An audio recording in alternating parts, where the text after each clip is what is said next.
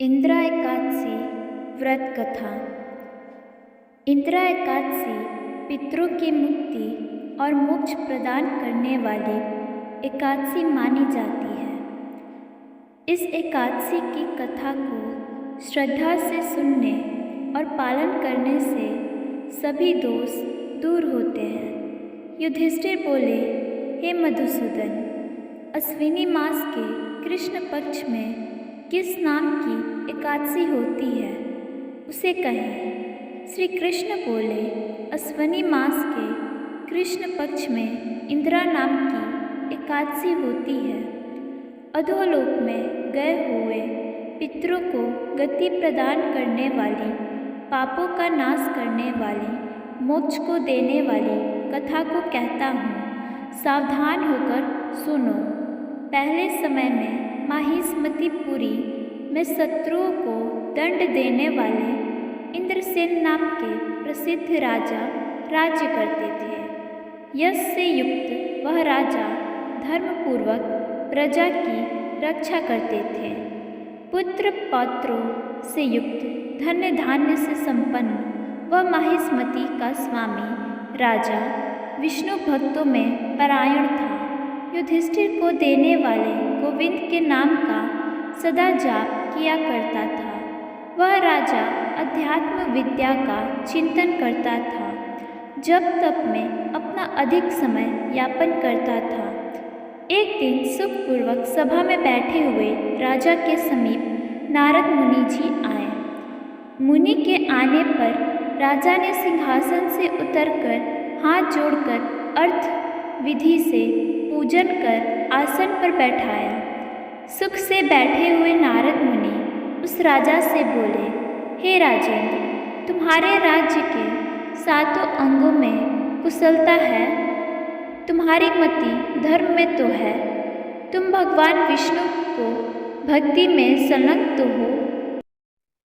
देवर्षि नारद के वचनों को सुनकर राजा डरते हुए बोले, हे मुनिश्रेष्ठ, आपकी कृपा से सब प्रकार से कुशल है। आज सब यज्ञों की सफलता आपके दर्शन से सफल हो गई। हे विप्रवर, प्रसन्न होकर अपने आने का कारण कहिए। देवर्षि नारद बोले, हे राजसुदर, विस्मय को देने वाले मेरे वचनों को सुनो। मैं ब्रह्मलोक से यमलोक में आया। यमराज द्वारा भक्तिपूर्वक पूजित में आसन पर बैठा था। वहाँ धर्मशीलर, सत्वपरायण, यम की उपासना करने वाले, बहुत से पुण्यों को करने वाले तुम्हारे पिता को व्रत के बिना जाने पर होने वाले दोष से यम की सभा में देखा। उन्होंने जो संदेश दिया है उसको सुनो। माहिष्मति नगरी का स्वामी राजा इंद्रसेन है।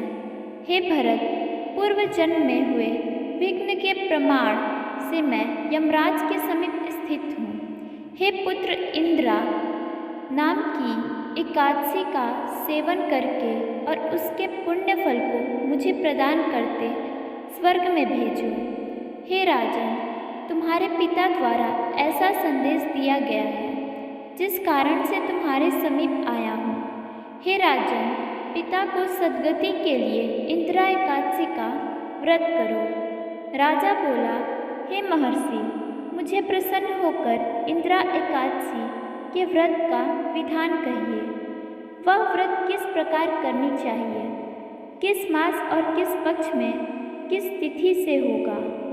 नारद जी बोले, हे राजन, अश्विनी मास के कृष्ण पक्ष में 10वें के दिन श्रद्धायुक्त होकर प्रातःकाल स्नान करें। उसके बाद मध्याह्न में स्नान कर जल से बाहर आकर श्रद्धायुक्त होकर पितरों के प्रीति के लिए श्राद्ध करें। उसके बाद भोजन करके रात्रि में भूमि पर शयन करें। दूसरे दिन प्रातः होने पर एकादशी का व्रत धर्मशास्त्र विधि दंतावन करके स्नान करके भक्ति भाव से व्रत के नियमों को ग्रहण करें। आज्ञा में निराहार रहकर सब भोगों से वर्जित रहूं।